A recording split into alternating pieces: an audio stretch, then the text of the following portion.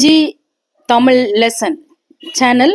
இன்னைக்கு நம்ம அதில் பார்க்க போறது உளவியல் பாடத்தை தான் பார்க்க போறோம். உளவியல் அல்லது மனோதத்துவம் அப்படிங்கிறது என்ன அப்படின்னா, இந்த சைக்காலஜி அப்படிங்கிறது மனதின் செயல்பாடுகள் மற்றும் நடத்தைகள் அறிவியல் முறையில ஆய்வு செய்யறது அப்படிங்கிறது தான் உளவியல் அப்படின்னு சொல்லப்படுது. இந்த துறையில பணியாற்றுபவர்களை உளவியலாளர் அல்லது நம்ம தொழில்முறை நெறிஞர் அப்படின்னு அழைக்கப்படுறாங்க. உள்ளத்தினுடைய இருண்ட பகுதியை வெளிக்கொணரும் நனவிலிய அப்படின்னு சொல்றாரு யூங் அப்படிங்கிறவர்.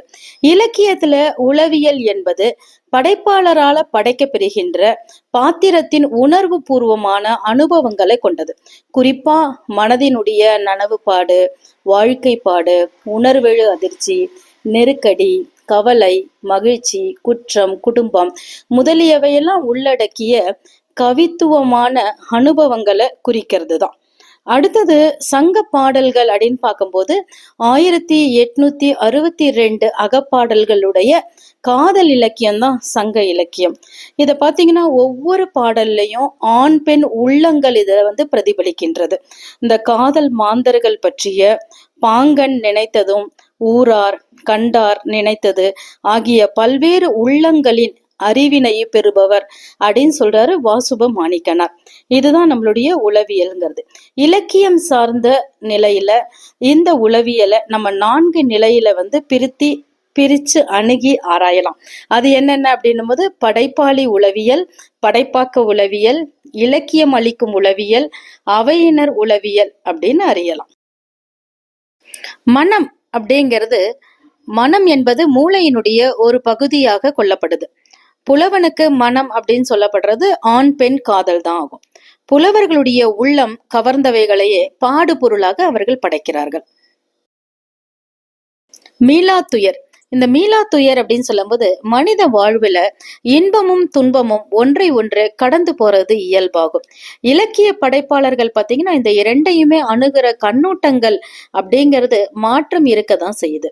இதுல இன்பகர நிலையை விட துன்பகர நிலையில படைக்கப்படுகின்ற படைப்புகள் தான் மிளிர்ந்து வலம் வருவதா இருக்குது. இதுல பாத்தீங்கன்னா துன்பத்திற்கு தான் உள்ளத்தை புரட்டி போடுகின்ற ஆற்றல் அப்படிங்கிறது இருக்கு. கணவனை இழந்த கைம்பெண்கள் பாத்தீங்கன்னா தீயும் பொய்கையும் ஒன்றென கூறும் பாடலை நம்ம பார்க்கும்போது பெண்ணினுடைய துயர காலம் எவ்வளவு கொடியது அப்படிங்கிறத பெண்பாற் புலவரா இருக்கிற பெருங்கோப்பெண்டு அப்படிங்கிறவரு உணர்த்துறாரு. அவருடைய அந்த பாடல் அப்படிங்கிறது என்னன்னா, பெருந்தோட் கணவன் மாய்ந்தென வள்ளிதழ் அவிழ்ந்த தாமரை அரும்பு அற நல் இரும் பொய்கையும் தீயும் ஓரற்றே அப்படிங்கிறார். இந்த பாடலுடைய பொருள் என்ன அப்படின்னு பாத்தீங்கன்னா, நல்ல இனிமையா இருக்கிற பொய்கையும் தாமரை மலர்களானது மலர்ந்திருக்கின்றது. எனக்கு பொய்கையா இருக்கிற குளிர்ச்சியா இருக்கிற தண்ணீரும் தீயும் ஒன்றுதான். அதற்கு காரணம் கணவன் இல்லாததுதான் அப்படிங்கறத இந்த பாடல்ல நமக்கு சொல்றாரு.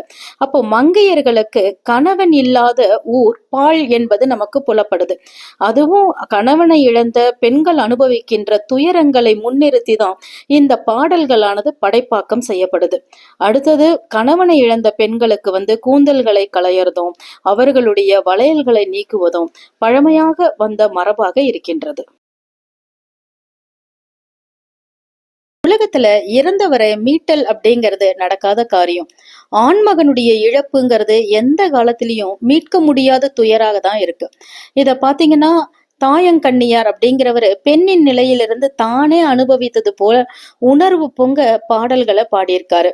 கூந்தல் கொய்து குறுந்தொடி நீக்கி அள்ளி உணவின் மனைவி பொடு இனியே புல்லென்று அணையார் வளம் கெழு திருநகல் அப்படின்னு அவர் பாடியிருக்கிறது என்ன அப்படின்னு பாத்தீங்கன்னா, பெண்ணானவள் எவ்வகையான துன்பத்தை ஒரு ஆண்மகனுடைய இழப்பினால் அவள் அனுபவிக்கின்றாள் அப்படிங்கிறத நமக்கு இங்க சொல்றாரு. ஒரு ஆண்மகனை இழந்த துயரனினுடைய படிநிலைய சங்க இலக்கியம் 3ஆ நமக்கு காட்டுது. அது என்னென்ன அப்படின்னா, அவன் தந்தையா இருக்கான், கணவனாக இருக்கின்றான், மகனாக இருக்கின்றான். இதுல துன்பியல் பாடல் முடிவுல மகனுடைய இழப்பு அப்படிங்கிறது பெரிதாக காட்டப்படுது. மகனை இழந்த துயரின பெருமிதம் பொங்க வீரயுக பாடல்கள்ல புனையப்பட்டிருக்கிறத நம்மளால பார்க்க முடிகின்றது. தந்தை அப்படின்னு சொல்லும்போது பாரி மகளிர் இருக்காங்க இல்லையா, தன் தந்தையினுடைய இழப்பின கவிஞர் பாடி உள்ள உணர்வினை வெளிப்படுத்துறாரு.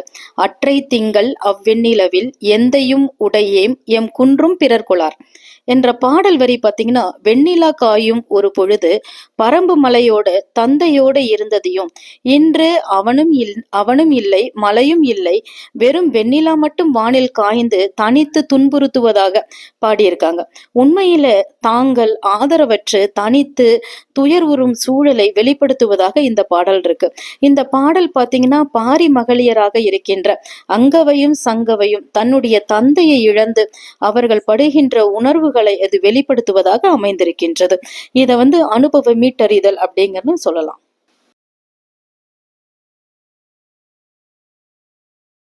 தாய்மை உணர்வே ஒரு பெண்ணிற்கு உளவியல் அடிப்படையில் அதிக தாக்கத்தை உண்டு பண்ண வல்லது. இதுல பாத்தீங்கன்னா, சங்ககால பெண்பார் புலவர் ஒருவர் ஒரு பாடலை பாடியிருக்காரு. இதுல என்ன சொல்லியிருக்காரு அப்படின்னா, போர் போர் நின்றதும் பெண்கள் போர்க்களத்துல செல்வாங்களாம். அங்க போன பெண்கள் என்ன பண்ணுவாங்களாம், புதல்வர்களுடைய மார்புல வடு இருக்கான்னு பார்ப்பாங்களாம். வடு இருப்பின் ஈன்ற பொழுதை விட பெரிதும் மகிழ்ச்சி அடைவாங்களாம். அப்படி வடு இல்லைன்னா மார்புல வாளால கீறி வடுவிட்டு புதைப்பாங்களாம்.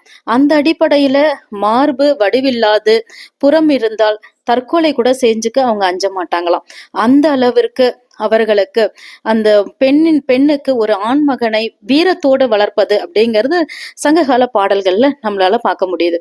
இத பாத்தீங்கன்னா, மற்றொரு பாடல்ல நமக்கு சொல்றாங்க, புலி சேர்ந்து கல் அலை போல ஈன்ற வயிறு இதுவே தோன்றுவன் மாதோ போர்க்களத்தானே, அவனை பெற்றெடுத்த வயிறானது இங்கே இருக்கிறது, அவன் கண்டிப்பாக எங்கே இருப்பான் என்றால் அவன் போர்க்களத்தில் இருப்பான் அப்படின்னு ஒரு தாய் உன்னுடைய மகன் எங்கே இருக்கிறான் அப்படின்னு சொல்லும் போது, புலி சேர்ந்த கல் அலை போல அவனை பெற்றெடுத்த வயிறு இங்கே இருக்கின்றது, அந்த புலி தங்கி சென்ற குகை இங்கே இருக்கிறது, அவன் கண்டிப்பாக போர்க்களத்தில் இருப்பான் அப்படின்னு சொல்றாங்க.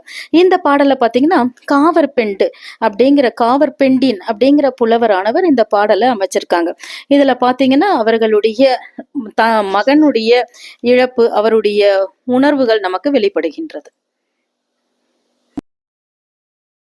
பொருள் வயிர் பிரிதல் அப்படின்னு சொல்லும் போது, மழை பெய்யாததால எங்கனம் பாலை நிலம் கொடுமையா இருக்கோ அந்த வழியில தலைவியும் தலைவனும் அன்பின் பிரிவால் கொடுமையுறுகின்றன. இது பொருளுக்காக பிரிந்த பொழுதும் அருளை மறவாது கூடும் நிலை உணர்வை நிலையாமை வாழ்க்கையில நமக்கு அறம் சேர்ப்பதாக இருக்கின்றது. நம்ம அடுத்ததா என்ன பார்க்க போறோம் அப்படின்னா, இன்ப கொள்கைங்கிறது. ஆங்கிலத்துல பாத்தீங்கன்னா, இட் பிளஷர் பிரின்சிபல் அப்படின்னு அழைக்கப்படுது.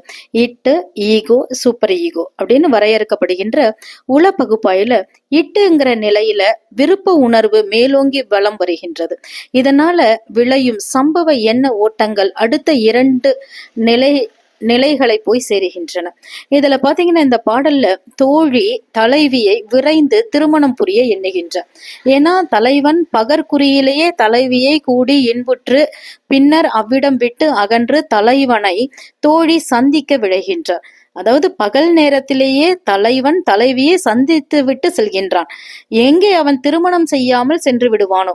காரணம், தலைவனை பிரிந்து தலைவி உயிர் வாழ மாட்டாள் என்பதை அறிவதுதான் இதனுடைய நோக்கம். இந்த இடத்துல பாத்தீங்கன்னா, நம்மளுடைய மனம் அப்படிங்கிறது 3 நிலையில பிரிக்கப்படுகின்றது. அது என்னென்ன அப்படின்னு சொல்லும் போது, நம்மளுடைய அடிமனம், நடுமனம், மேல் மனம் அப்படின்னு நம்ம 3 வகையில பிரிக்கலாம். மேல் மனம் அப்படிங்கிறது கான்சியஸ், நடுமனம் அப்படிங்கிறது சப்கான்சியஸ், அடிமனம் அப்படிங்கிறது சூப்பர் கான்சியஸ் அப்படின்னு அழைக்கப்படுது. சோ அடிமனம் அப்படிங்கிறது தான் இட்டு, அடுத்தது பாத்தீங்கன்னா நடுமனம்ங்கிறது ஈகோ, மேல் மனம்ங்கிறது சூப்பர் ஈகோ. இப்போ தலைவனுக்கு தலைவியானவள் அடிமனத்துல புரியிற மாதிரி சொல்லணும், கண்டிப்பாக தலைவியை நீ மனம் செய்து கொள்ள வேண்டும் அப்படிங்கிறது. இந்த இடத்துல தலைவனுக்கு அடிமனதில் புரிந்தால் மட்டுமே அவன் தலைவியை மனம் செய்ய வேண்டும் அப்படின்னு நினைக்கணும். அவன் சப்கான்சியஸ் மைண்ட்ல போறதெல்லாம் நடக்கக்கூடாது. அதனால இந்த இடத்துல இந்த இன்ப கொள்கையில இட்டு என்பது தலைமையாக இருக்கின்றது. மேல் மனம் அப்படின்னு சொல்லும்போது, இன்னைக்கு என்ன நடைபெறுகின்றதோ அதெல்லாம் நம்மளுடைய மேல் மனதுல நன்றாக பதிந்து விடுகின்றது. சப்கான்ஷியஸ் மைண்ட்ல பார்த்தீங்கன்னா, சிலதெல்லாம் நம்ம மனசுல தானாவே நம்ம செய்வோம். ஐடி கார்ட எடுத்து போட்டுக்கிறது, நம்மளையும் அறியாம ஃபேன் ஸ்விட்ச் ஆஃப் பண்றது, இதெல்லாம் சப்கான்ஷியஸ் மைண்ட்ல நம்ம செஞ்சுருவோம். அடிமனம் அப்படின்னு சொல்லும்போது, சில நிகழ்வுகள் நம்ம சின்ன வயசுல நமக்கு சில நிகழ்வுகள்லாம் நடந்திருக்கும். அதெல்லாம் நம்மளுடைய அடி மனசுல, இட்டுல எப்பவுமே பதிஞ்சிருக்கும். அதெல்லாம் என்னைக்குமே நமக்கு மறக்கவே மறக்காது. நம்ம ஒரு டீச்சர்ட்ட அடி வாங்கியிருப்போம். எங்கேயோ ஒரு இடத்துல ஒரு சின்ன ஆக்சிடென்ட் நடந்திருக்கும். இதெல்லாம் நம்மளோட அடிமனதுல எப்பவுமே இருக்கும். அதனால இந்த இடத்துல தலைவியானவள் அவனுடைய அடிமனதில் புரியும்படியாக இந்த பாடலை இங்கு புனைந்திருக்கின்றார்.